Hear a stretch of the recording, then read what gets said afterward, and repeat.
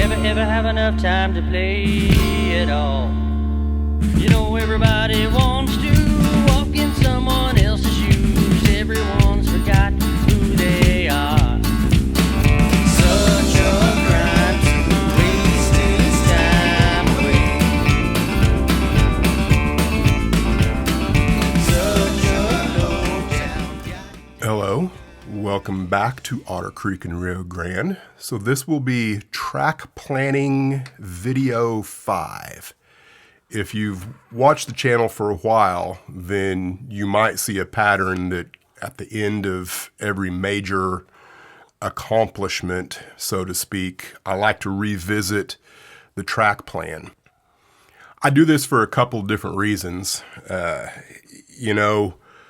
One is it's good to see where you've come from and take another look at where you're going. Another reason is for the new subscribers. I know how it is where a lot of your viewers that tend to come to your channel also have channels of their own. And my channel is just one in a sea of really good model railroad channels out there. And you just don't have enough time to watch every video from every modeler out there. So this will be an opportunity for, the last 30 or 50 or so subscribers that's come to the channel to kind of see what my overall vision was when I started and where it's at now. So the Otter Creek in Rio Grande is a Proto-lance model railroad based loosely off of the Colorado and Midland. The primary locations that I wanted to model was Leadville, Basalt, and the branch line to Aspen, Colorado. And of course, I really wanted to have reverse loops at each end of the railroad so that I could have continuous running.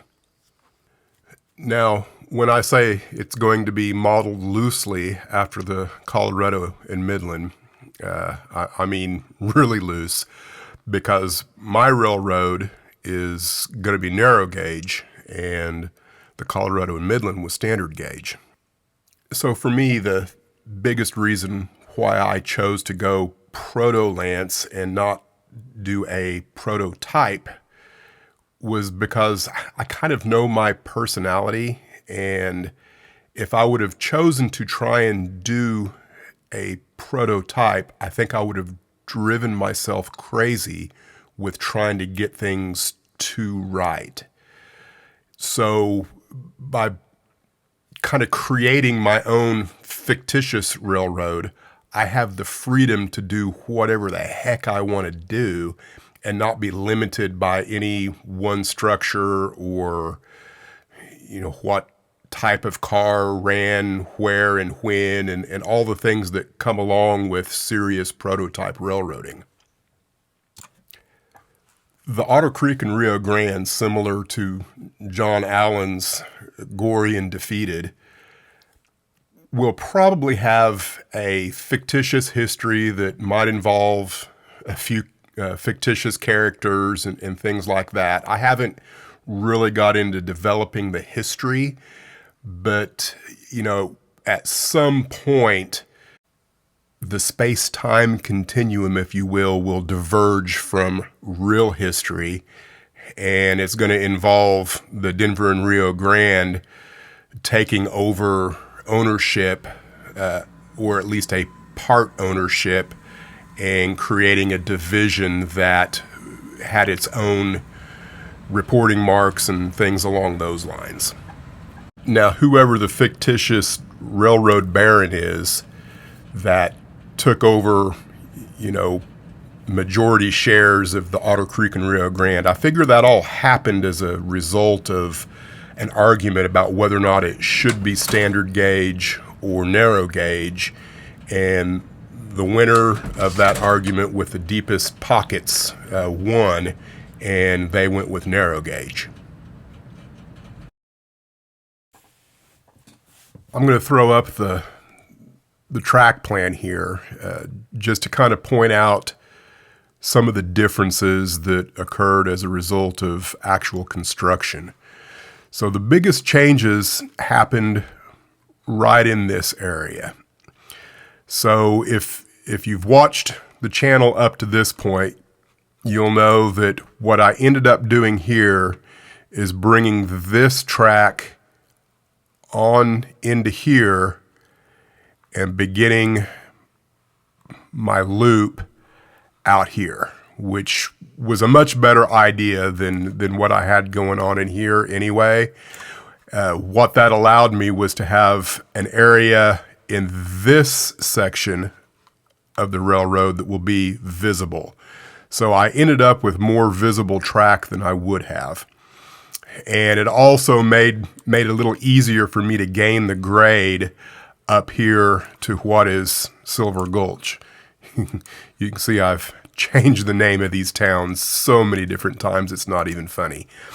But I think that had I gone with this, if I would have forced this tight loop here, Silver Gulch more than likely would have ended up being even at a lower elevation than it is now. And right now it's sitting at 48 inches, I believe.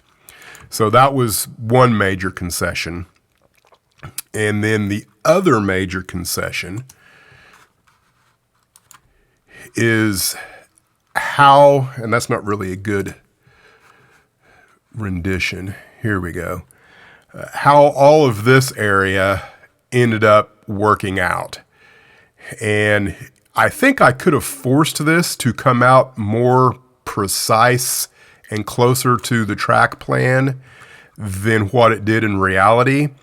But in order to do so, I think I would have had to have used plywood everywhere here, because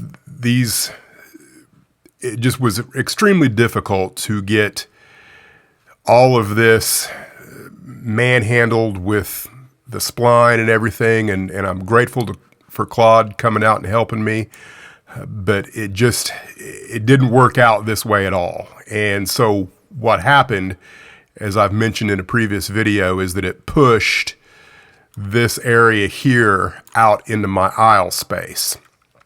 So what that means moving forward is that I'm going to have to really rethink all of this area as I move forward. And, I'm not ready to do that. So I'm going to let everything kind of sit and chill for many, many, many months, probably, maybe even years, before I get back to really thinking about how this is going to work out, because I've got lots of things to do.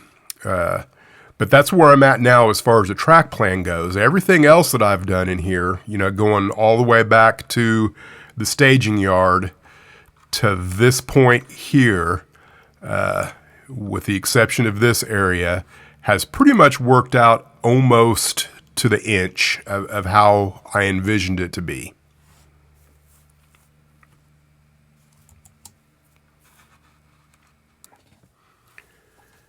So that brings us to where I'm at right now as far as the railroad goes. Let's talk a little bit about where I'm going.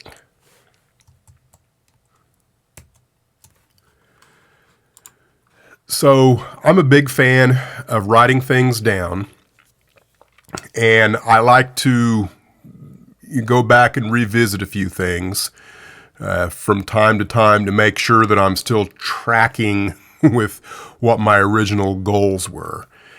And if you're thinking about building a model railroad, or maybe you're already getting started on one, I strongly suggest taking the time to writing down what your priorities are for the railroad, even if it's just the top three.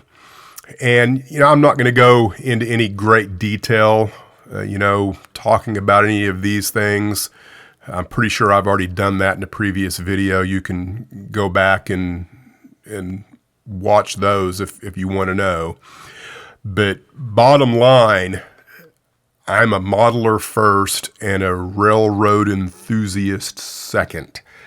So what's really important to me is what the railroad looks like. And then I made the operation. And, when I say operation, I don't necessarily mean prototype operating, because I'm not greatly interested in how the prototype operated.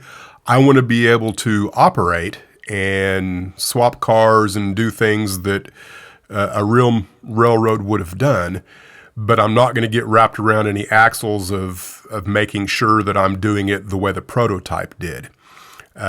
I mean as much smooth operation of the equipment as I do the operating value of the railroad, the model railroad.